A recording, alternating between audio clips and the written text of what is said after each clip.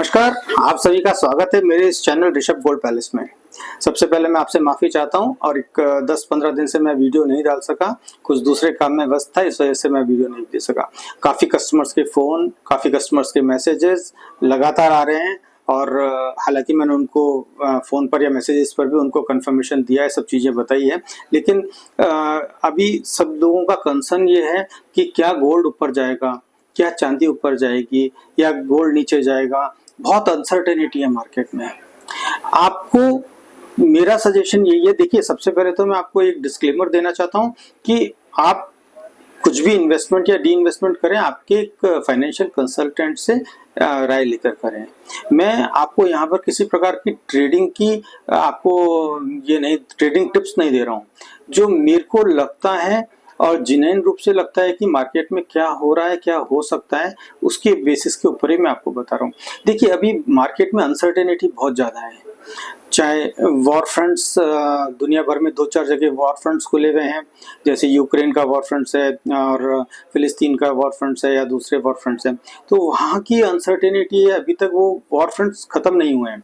क्योंकि ट्रम्प साहब ने जैसे बोला था कि मेरे आने के 24 घंटे के या 4 दिन के अंदर अंदर मैं पूरे वॉर्स खत्म करा सकता हूं, लेकिन अभी ऑलमोस्ट 1.5 महीना हो गया, लेकिन वॉर खत्म हुए नहीं है, कोई पॉजिटिव न्यूज नहीं आई है। तो वहां पर एक अनसर्टेनिटी बनी हुई है। दूसरा प्रॉब्लम टैरिफ्स का है। टैरिफ का भी जो प्रॉब्लम है वो रेगुलर रूप से, और वो भी केवल ट्रम्प साहब ही बता सकते हैं कि आगे क्या होने वाला है।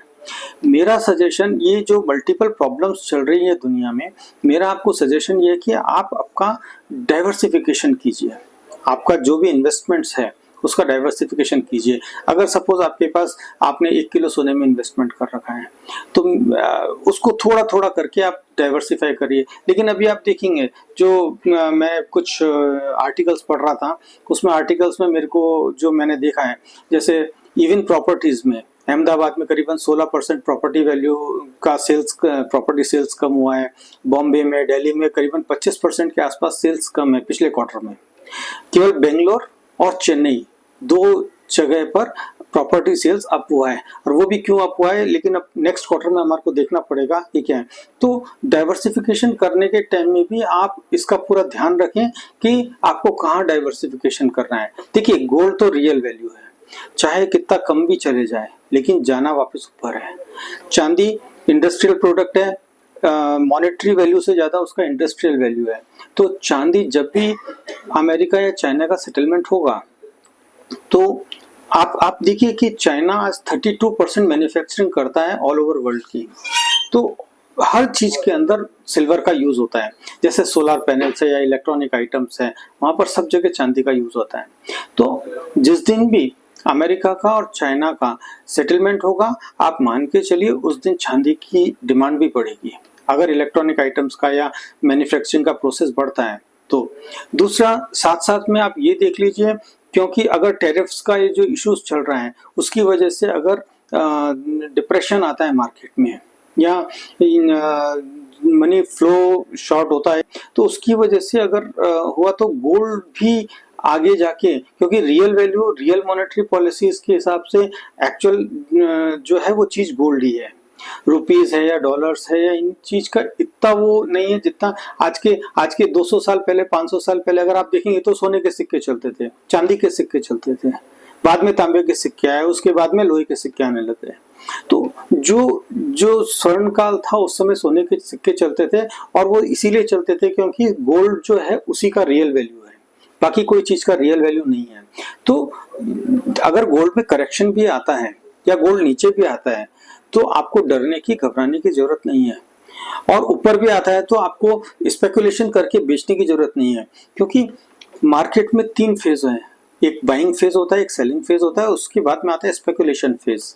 अगर जब नॉर्मल रूप से डिमांड सप्लाई कंसर्न आता है, वहां तक तो रियल ग्रोथ होती है, और उसके बाद में स्पेकुलेटर्स जो मार्केट में आते हैं और स्पेकुलेशन होता है, उसके हिसाब से रेटिंग और बढ़ती है। तो हमारे को ध्यान ये रखना है कि हमारी जो कैपेसिटी है, हम ओवर कैपेसिटी पे ना जाएं। जितनी हमारी कैपेसिटी है कि भाई हम 10,000, 20,000, लाख रुपए, 5 लाख रुपए, 10 लाख रुपए या 50 लाख रुपए, जो भी हमारी कैपेसिटी है, उस कैपेसिटी के अंदर रह के हम उसको परचेस करें। और मैं हमेशा हमारे क्लाइंट्स को ये सजेस्ट करता हूँ कि आप फिजिकल गोल्ड परचेस करिए। इन केस कभी कम भी हो गया, जैसे आपके पास 5 लाख रुपए हैं, आपके खुद के, आपने उधार नहीं लाए, आपने कुछ नहीं किया है, और 5 लाख रुपए का आपने सोना खरीद लिया है, सब समझ लीजिए आज 10,000 के रेट में आपने खरीद लिया किसी रीजन से। अगर कल की तारीख में 9,000 आ गया या 8,000 आ गया, आपको घबराने की जरूरत नहीं है, क्योंकि आपको कहीं बाजार में पैसा देना नहीं है। आप वो 10,000 का गोल्ड होल्ड कर सकते हैं रेट का।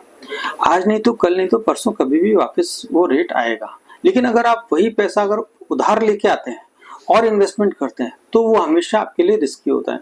तो आप अपने जो आपकी वर्थ है और आपकी जो कैपेसिटी है उसको ओवरलुक करके कोई इन्वेस्टमेंट मत करिए। ये निश्चित मानिए कि गोल्ड और सिल्वर कभी आपको नुकसान नहीं देंगे। सिल्वर में फ्लक्चुएशंस डेफिनेटली ज्यादा रहता है गोल्ड के कंपैरिजन में, लेकिन लॉन्ग टर्म के हिसाब से, क्योंकि हर इंडस्ट्री में सिल्वर का यूज होता है और मॉनेटरी हिसाब से अगर आप देखेंगे तो गोल्ड का यूज होता है। और अभी आप देख भी रहे हैं कि कई जो सेंट्रल बैंक्स हैं वो रेगुलर गोल्ड बाइंग कर रही हैं। लेकिन हम हमेशा डिमांड और सप्लाई कंसर्न के ऊपर ज्यादा फोकस करते हैं, स्पेकुलेशन पे फोकस नहीं करते। तो मेरी सजेशन आपको ये है, आप स्टे इन्वेस्टेड इन गोल्ड। आप जो आपकी कैपेसिटी है उस पर रखिए, आपका रिस्क कवरेज कितना है उसके हिसाब से देखिए, डाइवर्सिफिकेशन भी जरूर कीजिए। आपका पैसा पूरा एक ही जगह नहीं होना चाहिए, आपका पैसा हर जगह होना चाहिए। और आपके फाइनेंशियल कंसल्टेंट से आप बात करिए कि आप डाइवर्सिफिकेशन कैसा कर सकते हैं, उसके बाद में आप यू टेक द स्टेप। तो आज के लिए इतना ही। आप मेरे इस चैनल को सब्सक्राइब कीजिए, लाइक कीजिए, शेयर कीजिए, जिससे आप सभी को फायदा होगा, और आपको फायदा होगा तो मुझे खुशी होगी। नमस्कार।